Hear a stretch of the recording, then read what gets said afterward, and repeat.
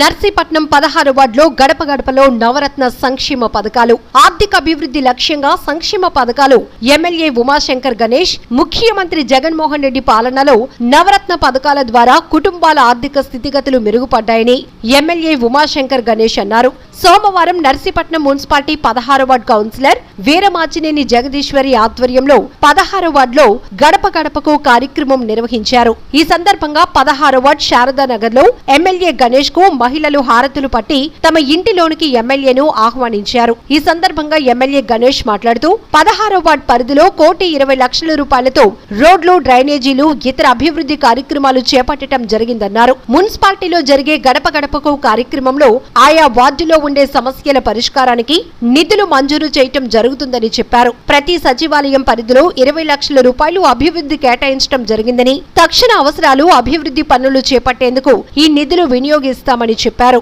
సంక్షేమం, అభివృద్ధి రెండు కళ్లుగా భావించి ముఖ్యమంత్రి పరిపాలన చేస్తున్నారన్నారు. నవరత్న పథకాల ద్వారా సంక్షేమ పథకాలు అవినీతి రహితంగా నేరుగా లబ్ధిదారుల అకౌంట్లోనికి వస్తున్నాయని చెప్పారు. దీనివల్ల రాష్ట్రంలోని పేద, మధ్యతరగతి కుటుంబాలు ఆర్థికంగా ఎదిగేందుకు, అన్ని రంగాల్లోనూ వారు అభివృద్ధి సాధించేందుకు నవరత్న పథకాలు దోహదపడుతున్నాయని ఎమ్మెల్యే గణేష్ చెప్పారు. ఈ కార్యక్రమంలో మున్సిపల్ చైర్పర్సన్ సుబ్బలక్ష్మి, వైస్ చైర్మన్లు కోనేటి రామకృష్ణ, తమరాన అప్పలనాయుడు, నర్సీపట్నం మున్సిపాలిటీ సచివాలయాల కన్వీనర్ తమరాన శ్రీను, అయ్యరక్ corporation director Karri Srinivasarao, Muslim సంచార జాతుల డైరెక్టర్ చోటి, 22 వార్డు కౌన్సిలర్ వినీలా చైతన్య, కౌన్సిలర్లు మాకిరెడ్డి బుల్లిదొర, చిన్నబాబు, సిరసపల్లి నాని, షేక్ రోజా, పట్టణంలో ప్రముఖ చిన్నపిల్లల వైద్య నిపుణులు డాక్టర్ సత్యనారాయణ, పెద్ద సంఖ్యలో మహిళలు పాల్గొన్నారు.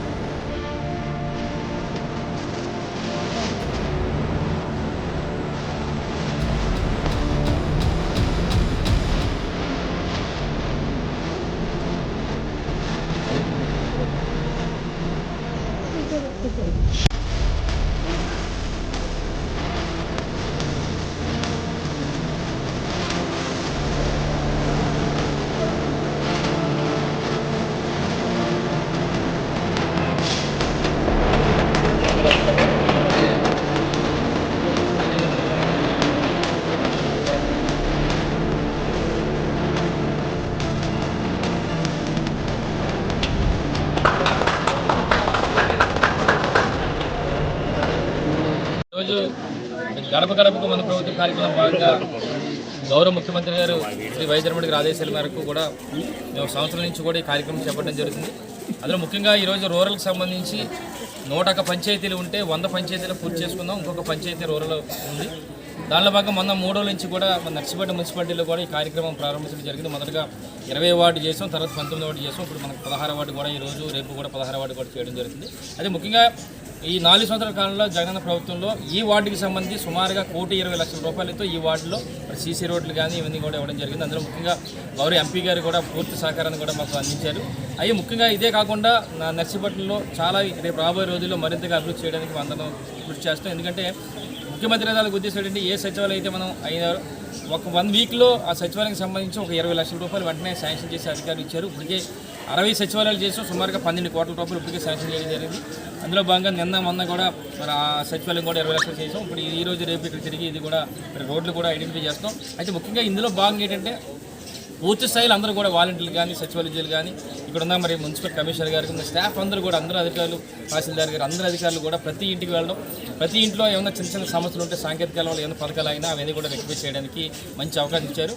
అలాగే మనం ముఖ్యంగా రేపు గౌరవ ముఖ్యమంత్రి గారు రేపు రాబోయే రోజుల్లో ఎక్కడ కూడా అప్పటికే ఏదైతే మా మేనిఫెస్టోలో పెట్టామో 98% మరి పథకాలను ఇప్పటికే మనం అమలు జరిగింది. ఒక్క 2% కూడా వదలకుండా రేపు రాబోయే రోజులు అవి కూడా చేయాలనే ఉద్దేశం మీద మరి గౌరవ ముఖ్యమంత్రి గారు మననే మరి ఒక కార్యక్రమం శ్రీకారం చుట్టారు. ఒక నెల రోజుల్లో మరి ఆ కార్యక్రమం చేసి పూర్తి స్థాయిలో 100% ఎవరికి ఏ ఇబ్బంది లేకుండా ప్రారంభమైన ప్రతి వారు కూడా సంక్షేమ పథకాలు అందించడానికి మేము పూర్తి స్థాయిలో పనిచేస్తామని చెప్పి మీ ద్వారా తెలియపరుస్తున్నాం. Thank you sir.